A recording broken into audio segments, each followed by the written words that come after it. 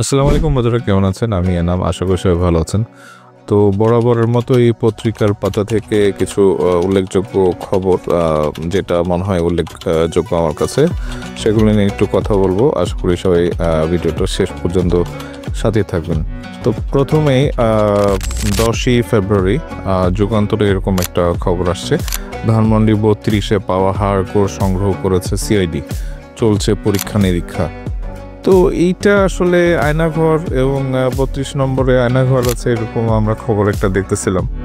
তো মানে শেখ হাসিনার তো শাস্তি টাস্তিগুলো পরে, মানে কিসের কারণে, কিসের জন্য এখন আওয়ামী লীগকে নিষিদ্ধ করা হচ্ছে না, এটা মানে একজন জনতা হিসাবে আমার কাছে কিন্তু এটা $1 মিলিয়ন কোশ্চেন আর কি। মানে কিসের ভয়, না কিসের সংকোচ, না কিসের জনমত? মানে একটা সিম্পল একটা নির্বাহী আদেশ দিয়েই কিন্তু এটা বন্ধ করা যায়, ব্যান করে দেওয়া যায় আওয়ামী লীগকে।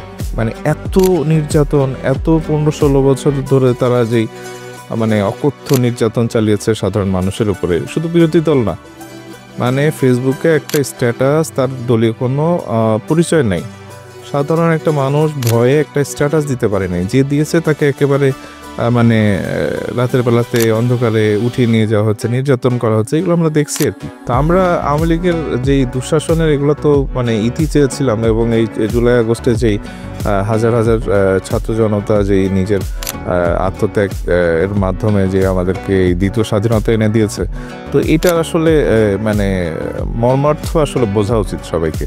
মানে আওয়ামী লীগ কী করতে পারে, কি করতে পারে না, এগুলির চাইতে এই দলটা যে একটা সন্ত্রাসী সংগঠন, এইটার কারণেই কিন্তু এই দল নিষিদ্ধ হয়ে যাওয়া উচিত আর কি। এবং এটা 6 মাস আমরা দেখছি যে 6 মাস পার করে ফেলেছে, এবং আসিফ মাহমুদের তারা বলতেছে আর কি, যে স্ট্যাটাস দিচ্ছে যে এটা খুব জলদি নিষিদ্ধ হবে।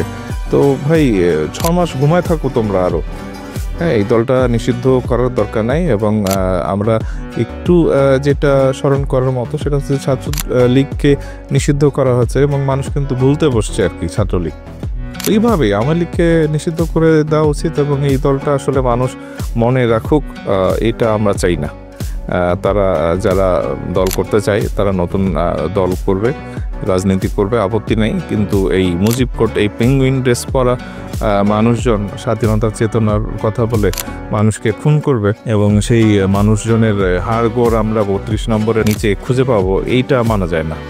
আমার মনে হয় যে আওয়ামী লীগের প্রত্যেকটা অ্যাসেট যেগুলো আছে বাংলাদেশে, ওগুলো সরকারের তরফ থেকেই গুড়িয়ে দেওয়া উচিত, এবং এই দলটাকে খুব জলদি এটা নিষিদ্ধ করা উচিত। তো বন্ধুরা, একটু আশার খবর, প্রথম আলোতে এরকম 3 দিন আগে 7 তারিখে এরকম একটা নিউজ আসছে যে ডিসেম্বরে যুক্তরাষ্ট্রে পোশাক রপ্তানি বেড়েছে 18%। তো এটা খুব ভালো লাগছে আর কি। এবং দেখেন এখানে চীনে 2024-2023-এ যেই ফিগারগুলো আমরা দেখতেছি, 0.79% তাদের প্রবৃদ্ধি হচ্ছে, ভিয়েতনামে 5.61 হয়েছে, বাংলাদেশ হয়েছে 0.75, ভারতে 4.94, এবং ইন্দোনেশিয়াতে 1.40। এগুলো হচ্ছে যে ওদের গ্রোথ আর কি। হ্যাঁ, তো 2023-এর থেকে 2024-এ এরকম। তো বাংলাদেশে একটু কম হয়েছে, কারণ আমরা জানি যে পোশাক শিল্পেও এই আওয়ামী লীগের গুন্ডা পান্ডারা কীরকম অত্যাচার করছে আর কি। মানে সাভার, আশুলিয়া এবং ওই মানে এই এলাকা, গাজীপুরের এলাকাতে রণক্ষেত্র ছিল গত 6 মাসে। এখন ডেফিনেটলি মানে উন্নতি হচ্ছে, যার জন্য পোশাক শিল্পে যুক্তরাষ্ট্রেই 18% ডিসেম্বরে মানে ইনক্রিজ হয়েছে। এবং দেখেন নভেম্বরে 2024-এ 41% মানে গ্রোথ ছিল, এবং ডিসেম্বরে 18% গ্রোথ। তো এইগুলো খুবই আশাব্যঞ্জক। এবং আমার মনে হয় যে শুধু গার্মেন্টস শিল্পটা না, বাংলাদেশের অন্যান্য জায়গাতেও আসলে মানে এক্সপ্লোর করা উচিত যে কোন কোন খাত সারা বিশ্বে, যেমন এখন চীনের প্রতি 10% কি বলে শুল্ক বাড়িয়ে দিয়েছে আর কি, ট্যাক্স ট্যারিফ এগুলো বাড়িয়ে দিয়েছে আমেরিকা। এবং এই 10%-এর কোন কোন খাত যেটা বন্ধ হয়ে যাচ্ছে এক্সপোর্ট আমেরিকাতে, সেসব খাতকে বাংলাদেশে, চীন থেকে বাংলাদেশে নিয়ে আসাটা খুব জরুরি আমি মনে করি। এবং দেখেন এই বাংলাদেশে যেই উইন্টারে আমরা যে সবজির দামগুলো আমরা দেখলাম যে অনেক কম, কি বলে কৃষকরা ঠিকমতো দাম পাচ্ছে না, 2 টাকা 4 টাকাতে এগুলি ফুলকপি, বাঁধাকপি এগুলো বিক্রি হতে দেখছি আমরা। তো তো এইসব ভেজিটেবলগুলো কেন আমরা রপ্তানি করতে পারতেছি না, এবং এগুলো ওয়েস্টার্ন কান্ট্রি তারপরে আমেরিকার মতো বাজারও কেন আমরা এক্সপ্লোর করতেছি না? এইসব ব্যাপারে কিন্তু আসলে সরকারের তরফ থেকে কিন্তু উদ্যোগ নেওয়া উচিত। মানে এইটা এমন হওয়া উচিত না যে কৃষকরা দাম পাইলো না বলে হয়তো ভবিষ্যতে আর কি বলে চাষ করলো না, এরকম যেন না হয়। এটাকে একটা পজিটিভ দিকে চিন্তা করে এবার যদি তারা দাম না পেয়ে থাকে, ভবিষ্যতেও যেন তারা উৎসাহিত হয়, এবং এটা যেন রপ্তানি একটা বড় খাত হইতে পারে এগ্রিকালচার প্রোডাক্টগুলা, এবং বিশেষ করে শীতের যে সবজিগুলা যে যখন বাংলাদেশে দাম পাওয়া যাচ্ছে না, তো সেই সব বেশি যেগুলো মানে প্রোডাকশন বেশি হচ্ছে সেগুলি বিদেশে রপ্তানি করা যাইতেই পারে আর কি। তো এরপরের যে খবরটা সেটা হচ্ছে যে প্রথম আলোতে 10ই ফেব্রুয়ারি এরকম একটা খবর আসছে যে কানাডার নাগরিকত্ব রেখেই WHO-তে যান সাইমা ওয়াজেদ। মানে এই ফ্যামিলিটা আসলে খুব করাপ্টেড আর কি, তো তার তো এখনও চাকরি থাকাই উচিত না WHO-তে। তো আমার মনে হয় যে সরকারের একটা মানে জোর একটা ধাক্কা দেওয়া উচিত যে WHO থেকে যেন এই সাইমা ওয়াজেদ এই মানে দুর্নীতিগ্রস্ত যেগুলো ফ্যামিলি মেম্বার যারা আছে এরা যেন কোথাও কাজ করতে না পারে। টিলুপেরও যেন একটা জোরে ধাক্কা দেওয়া উচিত, তার যেন ওই 10 বছরের সাজা হয় ওখানে ব্রিটেনে। তো এর পরের যে খবরটা আমরা দেখি মানব জমিন 10 ফেব্রুয়ারি এরকম একটা খবর দিয়েছে, নাহিদই হচ্ছেন নতুন দলের প্রধান। তো আমরা আসলে রিসেন্টলি দেখলাম যে ওই গাজীপুরে ছাত্র সমন্বয়কদেরকে গুলি করতে আর কি, এবং একজনের হাতে আমরা দেখলাম এমনিতে তো মোজাম্মেলের ওখানে বাড়িতে ঢুকিয়ে তাদেরকে ধারালো অস্ত্র দিয়ে আহত করা হয়েছে আর কি। তো তারপরে এটার প্রতিবাদ স্বরূপ যারা যেই অনুষ্ঠানটা করে, এবং সন্ধ্যার সময় আমরা দেখলাম যে মোটরসাইকেলে করে এসে কি বলে ছাত্র সমন্বয়ক যিনি ছিলেন মিডিয়ার সাথে কথা বলতেছিলেন তাকে গুলি করা হয়, এবং হাতে তার গুলি আটকে যায়। তো এইটা আসলে দেখার পর আমার কাছে মনে হয়েছে কি যে ছাত্র সমন্বয়কদের সংখ্যা হয়তো খুব কম, এবং তাদের কি বলে মানে ওপিনিয়নের ডিফারেন্সের কারণে হয়তো তারা ঠিকমতো ওই বিএনপিও তাদেরকে অনেক সময় ওয়েলকাম করতে পারতেছে না আর কি।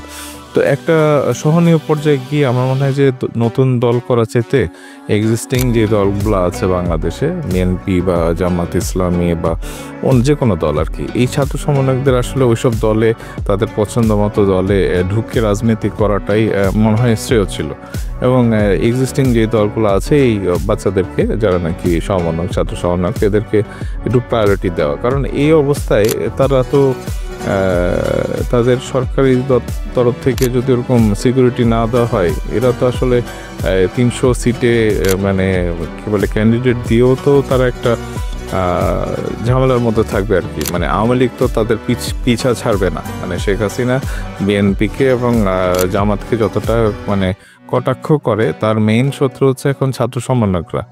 তো এই একটা ভয় নিয়ে তারা কিভাবে দল করে এই ইলেকশন করবে, এটা হচ্ছে যে আমার একটা মানে বড় একটা প্রশ্ন আর কি। এবং আমি যেটা চাচ্ছিলাম সেটা হচ্ছে যে এই নাহিদ রায় যদি এক্সিস্টিং যেই দলগুলো মানে নট নেসেসারিলি যে বিএনপির মধ্যে ঢুকতে হবে, জামাতে ঢুকলো বা অন্য নাগরিক ঐক্য যেটা আছে বা ইসলামী ঐক্য যে জোট যেটা আছে, তারা দল করতে পারে। এবং এইসব এক্সিস্টিং দলের মধ্যে ঢুকলে হয় কি যে ওই দলগুলো একটু নতুন মুখপাত্র পায়, নতুন একটা ধ্যান ধারণার একটা মানে বৈচিত্র্যময় একটা রাজনীতি করার একটা সুযোগ পায়, এবং তাদেরকে সুযোগ করে দিতে হবে। এবং তারা যদি ওইসব দলে নেতৃত্বের মধ্যে যাইতে পারে, আমার মনে হয় যে বাংলাদেশের এক্সিস্টিং রাজনৈতিক যে দলগুলো আছে তাদের কে আমরা একটু ডিফারেন্ট ওয়েতে দেখবো আর কি। মানে গতানুগতিক ধারার যে রাজনীতির এটা সংস্কারের চাইতে আমার মনে হয় যে তাদের নেতৃত্বে এই ইয়াং জেনারেশন যারা আছে তাদের আসা উচিত আর কি। তো নাহিদকে ডেফিনেটলি আমরা স্বাগত জানাই, বাট আমার কাছে কেন জানাই মনে হচ্ছে যে অনেক লম্বা সময় লাগবে তাদের ক্ষমতায় এরকম যদি দল গুছিয়ে। কারণ বাংলাদেশে দল বলতে দুইটা দলই আমরা বুঝি, একটা হচ্ছে আওয়ামী লীগ, একটা বিএনপি। তো আওয়ামী লীগের যদি মানে ইতি হয়, তো এখন তাইলে এটাও একটা ভয়ের একটা বিষয় যে বিএনপি আবার যদি 300 সিটেই যদি জিতে আসে, তাহলে এটা আবার কোন ধরনের গণতন্ত্র হবে আর কি। তো দেখা যাক ভবিষ্যতে কি হয়। তো বন্ধুরা, মানবজমিনে আরও একটা খবর আসছে, সেটা হচ্ছে 10ই ফেব্রুয়ারি মাসকাটে বসছেন তৌহিদ জয়শঙ্কর। এটা ভালো খবর, কিন্তু এইটার ভেতরে যেই আশঙ্কা সেটা হচ্ছে যে তারা 3টা শর্ত দিয়েছিল যে শেখ হাসিনাকে ফেরত চাইতে পারবে না, তারপরে সংখ্যালঘুর ব্যাপারে করতে হবে, নির্যাতন করা যাবে না। তো বাংলাদেশের সংখ্যালঘু নির্যাতন হইল কোথায়? ভারতের যেই বাংলাদেশের বাজেটে বাংলাদেশের জন্য তারা ফান্ড রাখছে, এবং পাশাপাশি তারা স্টিল যে 5th জেনারেশন প্লেন, এইটা F-35 বা সুখোই Su-57 এগুলি কেনার ব্যাপারে তাদের বাজেট বাড়াইছে আর কি। তো তারা একাধারে বাংলাদেশের জন্য বাজেট রাখতেছে, আবার একাধারে তাদের প্রতিরক্ষার যে মানে সাজ সরঞ্জাম এগুলোর বাজেট বৃদ্ধি করছে আর কি। তো এটা তো আসলে বাংলাদেশকে বলা যায় না যে বাংলাদেশকে তারা ভবিষ্যতে ফেভার করবে, তারা বাংলাদেশকে দখলও করে নিতে পারে। তো সেই সব দিক দিয়ে বাংলাদেশ যে স্ট্র্যাটেজিটা নিয়েছে একেবারে পাকিস্তানের পেটে ঢুকে যাওয়া না, বাংলাদেশ প্রত্যেকটা ভারত ছাড়া প্রত্যেকটা শক্তিশালী দেশের সাথেই পরাশক্তি যারা আছে চীন, আমেরিকা, এদের সাথে বসে একটা সমরাস্ত্রে খুব শক্তিশালী হওয়া এবং ভারতকে চোখে চোখ রেখে কথা বলা। ওই নত যেন সরকার আমরা চাই না, এবং নত যেন পররাষ্ট্রনীতিও আমরা চাই না। তো তৌহিদ সাহেব আশা করি জয়শঙ্করকে সেরকম একটা বার্তা দিবে, এবং আমার মনে হয় যে কনস্পিরেসি যেটা করতেছে মানে ভারতে বসে শেখ হাসিনা, সেটা যেন না করে, সেটা যেন খুব স্ট্রংলি একটা বার্তা দিয়ে আসা উচিত আর কি।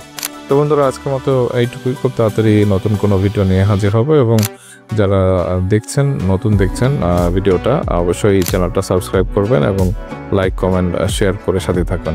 তো খুব তাড়াতাড়ি দেখা হচ্ছে বন্ধুরা। ধন্যবাদ সবাইকে। আসসালামু আলাইকুম।